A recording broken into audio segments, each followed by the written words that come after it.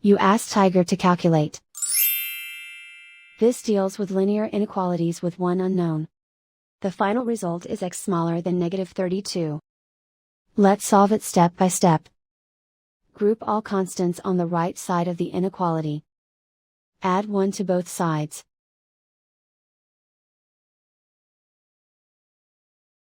Simplify the arithmetic.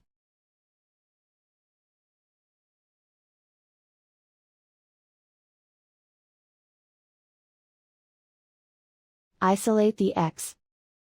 Multiply both sides by inverse fraction 8/1.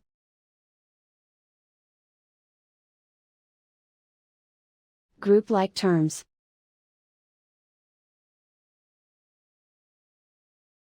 Multiply the coefficients.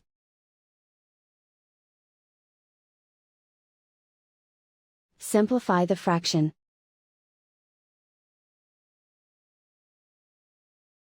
Simplify the arithmetic.